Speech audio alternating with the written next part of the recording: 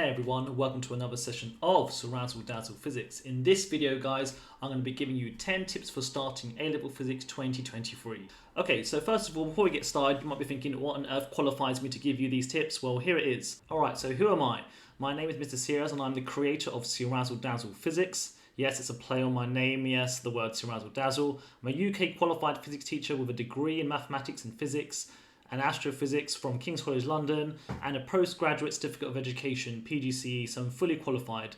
I've got 10 years teaching experience in both GCSE and A-Level Physics in one of London's top selective schools. I'm the creator of over 1,000 social media posts. You might have seen videos of me explaining some physics or breakdancing. Yes, that's all me. I'm on YouTube, Instagram, TikTok, etc. I was on the BBC for the Teach Me a Lesson podcast, and I also won the Blackwell Prize for teaching physics during my PGCE. And yes, I'm a dancer as well, so if you like that, fair enough. But today's lesson, we're just going to talk about A-Level Physics, my top 10 tips. Okay, let's start. Number one, brush up on everything from the GCSE that you didn't fully understand. So if you didn't understand something from the GCSE, doesn't matter which concept it is, most kids probably never understood magnetism properly. I suggest that you brush up on the content that you don't understand in preparation for the A-Level. You won't actually tackle that module straight away, so that concept might not come up straight away, but it's important for you to have a good solid foundation before you actually take on the A-Level. 2. Take every lesson seriously at school. Right, so I can't stress how important this is. There's so many times I see kids, they just muck about at school, not taking the lesson seriously. They always think, oh, I can revise later on, I'll get someone to help me later on. But you should take every lesson seriously at school. Focus in your lessons, and obviously physics is quite challenging. Don't let it sneak up on you. Yeah, it's not an easy subject, so you have to put the effort in if you want that grade. So make sure you take every lesson seriously at school. 3. Go over the material covered in class using different resources. There are plenty of other videos out there, worksheets, etc. to help you along the way. Don't forget, you might be taught in a certain way at school, but obviously if you were to hear it from somebody else explaining it, it might resonate a bit differently with you. You might gain more from it. And there are many places to get your videos from. This is my YouTube channel, which I created during the lockdown during COVID. And as you can see, I've got loads of videos on there to help you with your studies. Each of them are lessons. You can sort through them via playlists. So you go to playlists and look, you can find the A-level spec embedded in here, sorted by different concepts. So you can check that out, guys. And obviously I still recommend the Physics Online guy. That guy's really good. Yes, I've spoken to him. He's a cool guy. Definitely watch his videos as well. 4. Complete all homework as required, yes, including the CPAC, the practical write-up. So throughout the A-Level, you're also going to have to take part in the CPAC. Basically, that means that you have to write up about 16 practicals in physics. You should obviously make sure that you complete them on time as requested by your teacher and keep on top of your deadlines.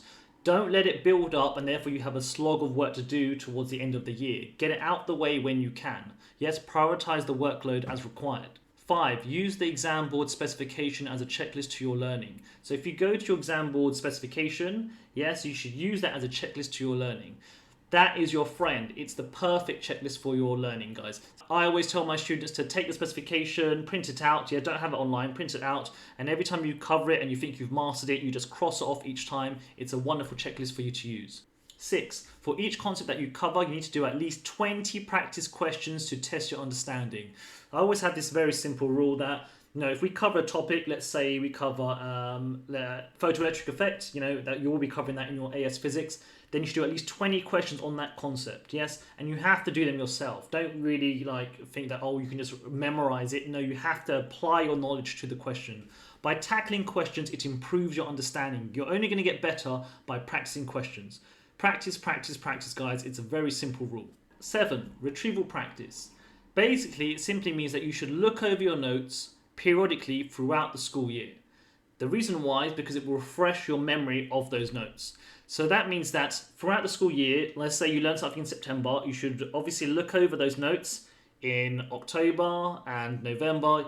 It doesn't mean that you just, once you've covered it, you just leave it. You keep looking over your notes, and that will help to embed it within your mind. And that will help you to reinforce your understanding. The more often you look at it, the more it will sink in. 8. Take responsibility for your learning and be reflective. Right, I can't stress this enough. Loads of kids want to point the blame somewhere else, like, oh, it's this person's fault, that person's fault, it's X, Y, and Z, this is the problem. You have to put the work in. That is the key thing. It's not your teacher's responsibility, it is your responsibility. Your teacher is there to deliver the content and give you the resources. It's up to you to apply yourself. Okay, and being reflective, what that really means is simply Be honest about your learning. If you don't understand something, what are you going to do about it to improve it? You simply could Google what anything you don't understand and it will come up with the answer. So you truly have to be reflective and be honest about what you know, what you don't know, and what you're going to do next. Really being honest about your learning is a key skill, not only for the A-levels, but when you go to university. 9, get organised. Have a clear system of how you will collect resources given to you. So let's say, for example, I always say this, kids, they might be given loads of worksheets, they just stuff it in their bag and then their bag is a mess when they go home. No, have a good system. Let's say at home you might maybe get 3 different folders for each of your different A-levels, and the worksheets that you look at every day, you come home and you put them into the folder on a regular basis here. Don't let your bag become disorganized, guys, because that simply won't help you when it's coming down to revision. Some of you might be doing your stuff online now on tablets, so obviously just have your tabs very clear, you save all your documents into the correct folders, and you organize yourself, yes? Just make sure that you're not just bunging it all together and expecting it to be, someone to solve it for you. You've got to take that responsibility on yourself. 10. Work hard throughout the whole year, including the holidays, and don't rely on simply doing past papers before the exam. So many kids think that they're simply going to get through the A-level by just doing past papers, just before the exam. No, don't forget, you have to work hard and think, yes? You have to think throughout the whole year and obviously apply yourself throughout every lesson, every homework, and all of that will build up to your ability to tackle the exam here. It's not as easy as just simply getting the past papers out and just doing them or getting someone to show you how to do that question. It won't work that way because a new question will come up and you simply will be stuck there. So it won't work in A-levels just looking at past papers. You will get found out and people will be able to spot the depth in your understanding, yes? So make sure that you actually have developed your own understanding by working hard throughout the entire year. And that's it, guys. Those are my 10 tips. Comment below if you need any more advice. I'll do my best to answer all queries, and have a look at my YouTube channel, which has plenty of content to get you started. Ciao, ciao, and goodbye.